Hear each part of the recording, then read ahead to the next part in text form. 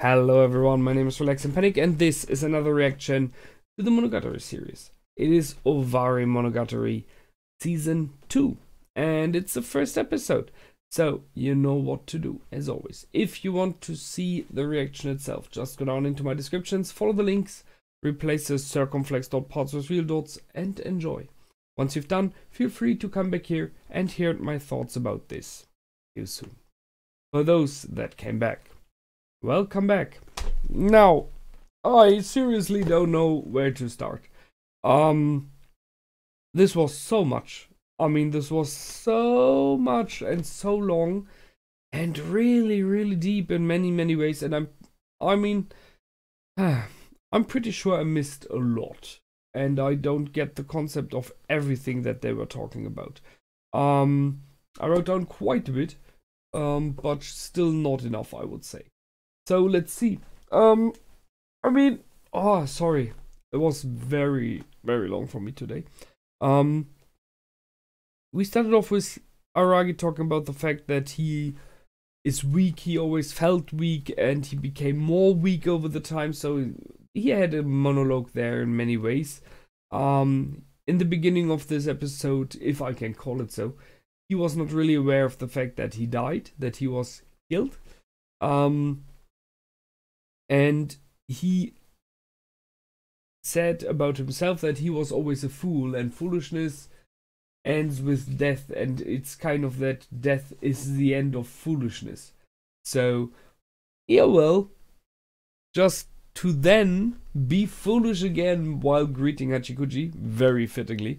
So, as we know now, no, death does not cure that either. He just is a fool sometimes. Which is interesting because that's something Ugi states about him as well, that he is a fool. I still don't know what this fight, to say so, is about. Gaen versus Oshino Ugi. It really is not clear here. I mean, Gaen is the leader of specialists who go against supernatural creatures. And as it seems, Oshino Ugi is such a creature. The question is, what is she? Why? And what are her goals? As always, everything as before. Oshino Ugi is Oshino Ugi, I know. We had the intro, by the way. Great intro. No question there. It's always good to see Hachikuji again. And her intros are always happy, joyful, smiling, sunlight, you know, as it should be. So, as I already said, cuteness overload, completely fine for me. And it's a good one. We were in this episode in hell. So, he went to hell because he rescued a vampire, which is perceived as a demon. And he went to the bottom of hell straight. So, I don't know. I would kind of question that. I mean, he did pretty good things. He helped a lot of people. In many ways, he did things without thinking about himself. So I would say there are a lot of things who should put him on the other side. Talking about heaven. Sure, the question is, if you say that by definition, when you rescue a vampire or other kind of demon, you have to go to hell, that's bad luck. But then you kind of have to question if that means that you cannot help vampires at all. You just have like like a pre-made stamp. Every vampire is per definition evil and bad, and everything he does or she does is concept-wise, well, I would question that. I did not get the one with the children dying before the parents, why they have to go to hell. Sorry. That happens when you record too much after another, you know? Too much episodes. Because I really want to question that. I guess it is a wording that is known. I don't know it. Because Hachikuji even stated that she puts stones on each other. She has to, so I guess it is something known. Not for me. She even did when she was there in hell. She did that at the shrine as well. So, just by logic, why should a child have to go to hell because it dies before their parents? Normally, it's not the fault of the child to die. So, it is kind of innocent, and children in general are more innocent than grown-ups because they very often are not aware of what they do. And what they do not do with evil intentions in general. There are some, we know. But if you are a very young child, you do not have intentions at all. It's just surviving, you know what you do. And you are like 1 year or 2, you have no intention of doing evil or good. You just do things and test and try how life is. So if you die then, why should you go to hell? That makes no sense. It's just mean. So I don't get that wording. They talked about, Hachikuji did, that she heard about Aragi appearing in hell from a person who knows everything. And there was only, I mean, they're like just, there's always this wording of, I don't know everything, I just don't know what I know, and all of this. But, the dude here, Teori, came to my mind because it was kind of fitting. Because it had to be someone possibly who is dead, or in a very own way powerful enough to reach into this place. Sure, Gaen could have been. From what we know, her skill set is very unique, and she is the one that was always saying, I know everything. But it didn't make sense that she was there. So it kind of had to be someone else, or maybe it was her, and just informing Hachikuji and getting her together with Teori. But I was not surprised by Teori. It was fitting that he was there. I did, however, not see coming that the one that was killed was already a puppet. So that's a very interesting idea of a specialist, and it's really powerful, that is already dead and still is able to influence the world of the living by creating puppets which he can move and steer around.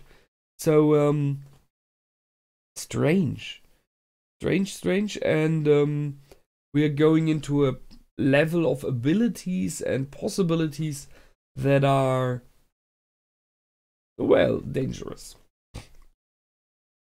They had to do it, and I think I got that right now, because they needed Aragi to die so that he loses his vampire abilities. So that they cut this connection, kind of, between him and Kissshot. Because if they would have revived him normally, he would have had the vampire parts again. So by going to hell, bringing him back from there, he is completely human, full human. And by doing so, they, by the way, fulfilled the promise that Kissshot gave. So, good. They have, on the other hand, Kissshot now on full power, I guess. I mean, it looks like it is clearly her in her full form. So, what about that now? I mean, we know that her and Aragi had kind of a deal. And I mean, she wanted to die, now she's still alive, but I think he gave her some kind of a purpose in life due to all this time and what they did together. And she was clearly upset about Gaen killing Aragi, which I can understand. And just the promise of bringing him back made sure she did not rid Gaen's head off. So Gaen has gathered something interesting now. She has the swords, both of them. She has Kissshot in full power, which is possibly a major weapon. She has Aragi without any powers, but possibly the enemy doesn't know that. She has Hachikuji, who, as she said herself, is a paw she always wanted to have. So Hachikuji's position is special as well, because she is back from the dead after 10 years, roundabout. Still in the body of the young version of hers. So, talking about that, there's like, I don't know, a destiny, a god, something that keeps the world in balance. Hachikuji is very likely unbalancing the world right now, so interesting to see what is her job in all of this. Her meaning. By the way, I agree completely with Araki getting her out of hell, because I do not know why she was there. I mean, she's a jolly good girl. Why should she be in hell? What the heck did she do? We have Oshino back in the fray, so he was the middleman who kind of instigated a lot of this, who got it done for Gaen, and I'm still waiting for her, but that shows that more or neither everything that happened so far was in recognition, was being seen by Gaen and the others, partially even being made by them. So what for? Teori said Teori said that Gaen cannot move. She has to stay in place. So, I mean, I guess there's more of an information in there than just this what is on the first view of this sentence. She could not go to hell. She maybe cannot even leave a specific area, maybe the town. So she's kind of bound there. The question is why? What makes her? Is it her obligation to stay there to keep Ogi in check at the moment? Do we have like a stalemate between those two players? And they are players. I mean, we had this in the episode before, that she talked about chess pieces. So it is kind of a game, but with dangerous and big pieces, and the overall thing, what is being played about, seems to be the town, I guess.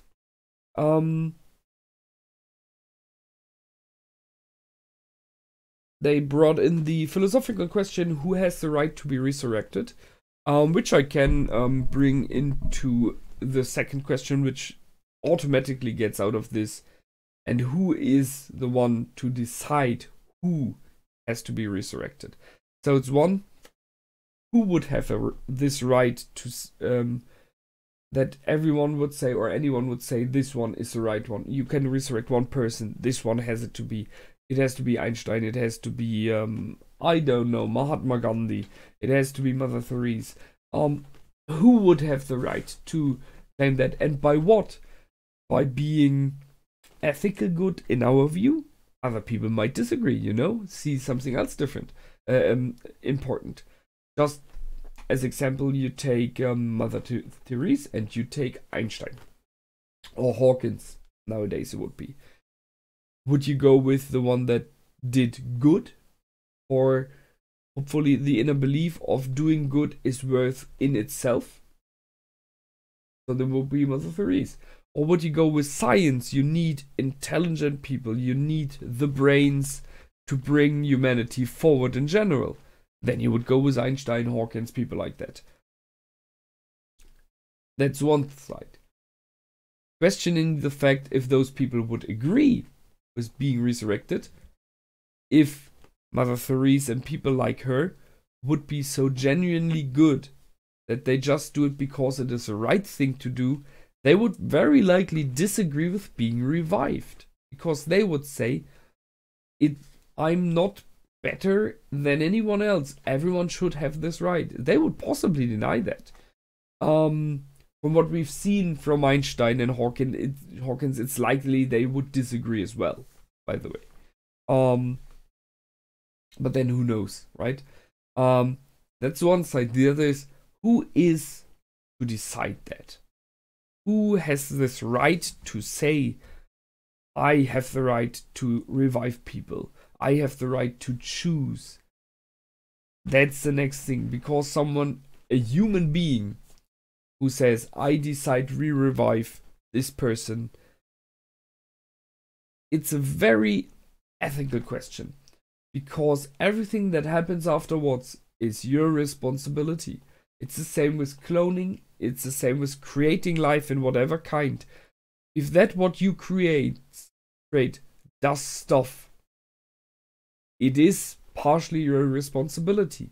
If you create a weapon that was never created before, if you research on the atomic bomb, sure, you can say, if I wouldn't have done it, someone else would have done it. But still, it is this little voice in the back of your head who questions this. Because, let's be true, if every scientist ever would have said, I am not willing to create such a bomb, then it would not have existed. This doesn't go, this is not working, we all know it. There will always be someone who does it. But it is the problem of science versus ethics. Cloning. You know, it's the same. Should we be allowed to duplicate life, existing life? Should we be allowed to play with the genetics and be able to change the color of hair of people before they are born? Maybe even abilities and partially even intellect. Should we be allowed to? Should we be allowed to say we are denying specific diseases, which is a good thing, most people say. But should we be? I mean, may there be a reason why those are? Very, very deep questions. So they brought those in here. Back to the main story, however. Ogi. So, I understood this far that it seems to be about the city that was once ruled by a snake in the past. We have Oshino, who is very mysterious. Her general color set is blackish and a bit white, you know? So I have no clue where this is going. The big question is here, why does Gaen do what she does? And she seems to do it to be able to strike back against Ogi. So everything that Gaen does has to do with what Ogi is or does. And I don't see anything there yet. It's the one side. The other is, Ogi did play with Aragi as well and kind of did good things to him. But then you could say she tried to manipulate the chess piece that Aragi is as well. And tried to maybe set him up against Gaen in the past. So it's very, very mysterious still. And a lot of episodes to go. So, the battlefield is prepared. Next is the exam. Let's see what we have in there. Hopefully, it will go good, and I just can hope that Senjugahara will not rip off Aragi's head right now, because he let her wait, as we all know. That's it from me this time. Feel free to comment, like, and subscribe. As I said, I'm pretty aware that I missed some parts, I'm very sure. So, if those are important and you do not spoil me, you're very welcome to post them down. So, until the next time, my name is Relax and Panic. Goodbye, and out.